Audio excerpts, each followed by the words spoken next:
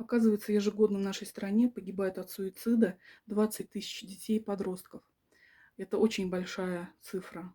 Причины называют разные. Недавний случай в Нижегородской области. Девочка 16 лет покончила с собой, предположительно из-за предстоящего экзамена. Все это говорит лишь о том, что в нашем обществе сложилась неблагоприятная обстановка. Мы видим, что сокращаются школы, преимущественно сельские, закрываются библиотеки. Мы видим, что с каждым годом образование дорожает и дорожает.